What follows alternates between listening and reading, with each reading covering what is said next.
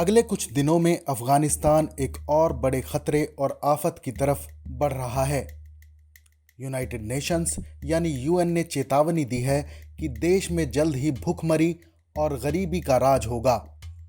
साथ ही अफगानिस्तान की सामाजिक व्यवस्था भी चरमरा जाएगी।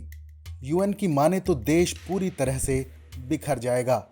अगर इस देश को वित्तीय मदद नहीं मिली तो फिर लाखों अफगान नागरिक गरीबी और भूखमरी में जीने को मजबूर होंगे। ये चेतावनी यूनाइटेड नेशंस की विशेष दूत डेबरा लियोन्स की तरफ से दी गई है। डेबरा ने गुरुवार को दुनिया के देशों से अपील की है कि वो एक साथ आएं और अफगानिस्तान को बर्बाद होने से बचाएं। उन्होंने कहा है कि अफगानिस्तान की अर्थव्यवस्था के मसले को समझना होगा। उन्होंने इस बात की आशंका भी जताई कि तालिबान का इस्लामिक राज दूसरे पड़ोसी देशों की तरफ भी बढ़ सकता है। लियोन्स ने कहा है कि अफगानिस्तान में इस समय मानवाधिकार संकट बहुत गहरा है और अगर इसे अभी नहीं संभाला गया तो फिर आने वाले दिन और ज्यादा खतरनाक हो सकते हैं।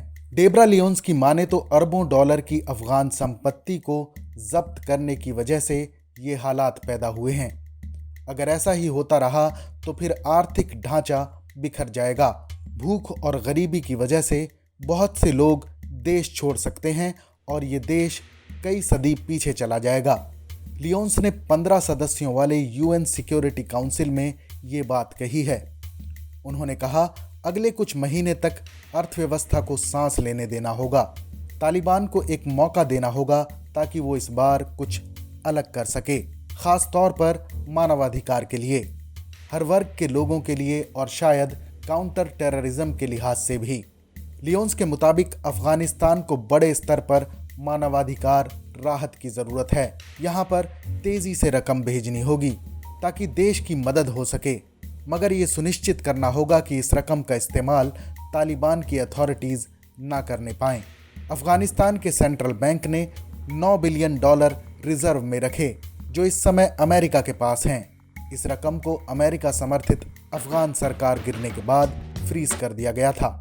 अमेरिका के वित्त मंत्रालय ने कहा है कि वो किसी भी सूरत में तालिबान पर लगे प्रतिबंधों में राहत देने के मूड में नहीं है। अफगानिस्तान को 23 अगस्त को अंतर्राष्ट्रीय मुद्रा कोष यानी IMF से $450 मिलियन मिलने वाले थे, मगर IMF ने इस रकम को नई सरकार की तरफ से स्पष्टता ना होने की वजह से ब्लॉक कर दिया था। इस खबर पर अपनी राय जरूर बताएं। देश और दुनिया की तमाम बड़ी खबरों के लिए देखते रहें TV9 डिजिटल।